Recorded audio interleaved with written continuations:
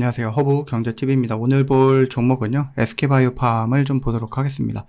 바이오 쪽에 관련되어 있는 종목이고, 지금 최근 시장에 코스닥을 이렇게 밀고 있었던 이유가, 가장 큰 이유는 결국 바이오의 하락이었죠.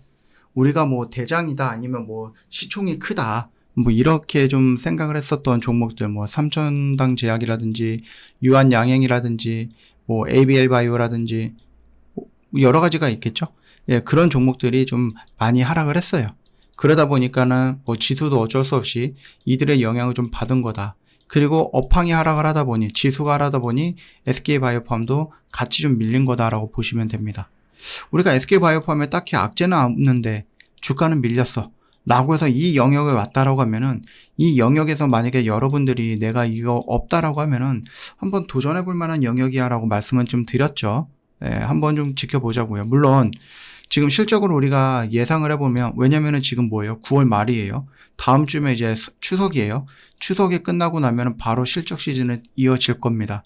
그러면 우리가 실적에 대해서 이제 고민을 해봐야 되는데, 우리가 아직까지는 뭐 정확하게 알 수는 없고 우리가 예상하는 부분이기는 하지만, 지금 보시면은 2분기 실적 대비해 갖고 3분기는 영업이익이 적기는 해요.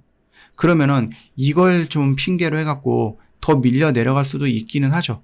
그럼에도 불구하고 연도별 실적을 놓고 보면은 작년 대비 올해 거의 2배 이상의 영업이익을 만들어냈단 말이에요. 이거를 놓고 보면은 혹시라도 이렇게 잠깐 밀리는군, 분기 실적에 의해서 돈을 못 벌은 게 아니에요. 적자가 아니고 돈을 못 번 게 아니라 돈은 많이 벌었어요. 네. 근데 2분기보다 덜 벌었다라는 것 뿐이죠. 어찌되었던 간에 이걸로 인해서 살짝 밀리면 어떻게 보면 우리가 조금 더 접근할 수 있는 핑계거리라든지 조금 우리한테 유리한 구간이다든, 이런 식으로 여러분들이 뭐 해석을 또 해볼 수도 있겠죠. 야, 그냥 실적이 안 좋으니까 주가가 밀려, 이거는 건들면 안 돼, 이게 아니라 이건 기회야 라고 여러분들이 따로 생각을 해볼 수도 있지 않을까라고 생각을 합니다. 이 엑스코폴이라는 거, 그러니까 세노바메이트 약이죠. 이 약이 지금 돈 진짜 많이 벌고 있어요. 그리고 앞으로 이 약 하나로 1조 원의 매출도 가능할 수 있다라고 얘기가 나와주고 있죠. 예상치를 놓고 보면은 지금 2025년인데 얼마 정도 나왔죠? 매출액이 7천억이 나왔습니다. 2026년에, 7년에, 8년에, 그러니까 매년 1,000억씩 더 번다라고 하면은 2028년도가 되면은 단순 계산으로 1조 원의 매출을 만들어낼 수 있는 거고, 지금 뭐 하고 있죠? 2022년에, 2025년에 임상에 대한 3상을 진행을 했고 그 결과치를 보여주고 있다라는 거거든요. 물론 이게 좀 결과가 나오고 확정을 받고 FDA에서 승인받고 판매하는 이런 부분까지는 시간이 걸릴 건데, 이 시간이 2026년으로 진행이 된다라고 했을 때 어떻게 된다? 매출은 커질 수밖에 없다라는 얘기죠.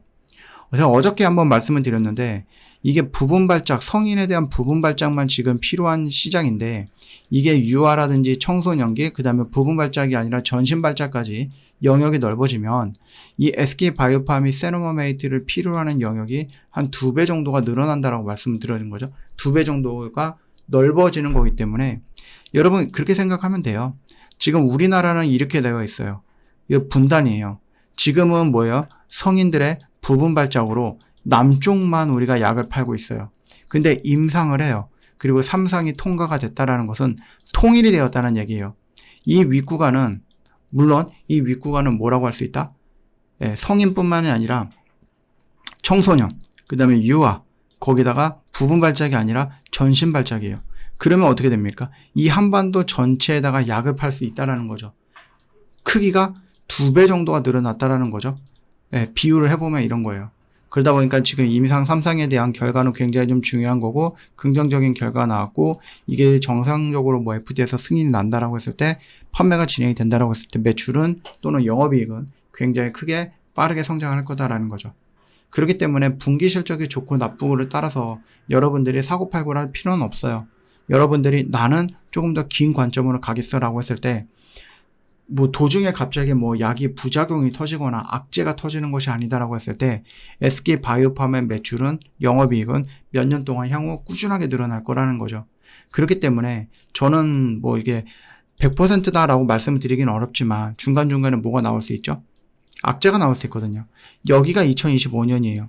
여기가 2026년, 여기가 2027년, 여기가 2028년이에요. 무슨 말이냐? 실적은 고점과 저점의 실적은 계속 이렇게 올라갈 거라는 얘기입니다. 이해가 되셨나요? 그래서 여러분들이 지금의 실적은 이렇게 예를 들어서 매출이익이 7천억이고 영업이익이 170억이야. 1,700억이야. 근데 2028년도에는 이 매출액은 1조 원이 될 거고 영업이익은 3천억이 될 거야. 이런 결과치가 나온다라는 거고, 이 결과에 맞게끔 주가 역시도 이런 식으로 웨이브를 그려나가면서 고점과 저점을 꾸준하게 높여 나갈 거라는 얘기죠. 그 말뜻은 내가 오늘 사서 내일 정리해야 되는 그런 관점으로 접근하는 종목이 아니다라고 하면은, 그런 식으로 접근하지 않는다라고 하면 충분히 SK바이오팜은 여러분들한테 매력적으로 다가갈 종목이다라는 겁니다. 저 허브경제TV 공식 채널 오늘도 열심히 매매했고요. 뭐 이런 식으로 오늘 마무리가 되었습니다. 하이파이브는 여러분들 이런 식으로 접근이 가능한 거고, 여러분들도 당일 매수 매도를 목표로 해서 매매할 수 있고, 그러다 보니까 뭐 매일같이 뭐 이런 결과물들이 나올 수 있는 거겠죠. 저 허브경제TV 이 하이파이브는요, 뭐 1년을 해야 된다, 뭐 6개월을 해야 된다 이런 거 없고, 그냥 일주일이에요.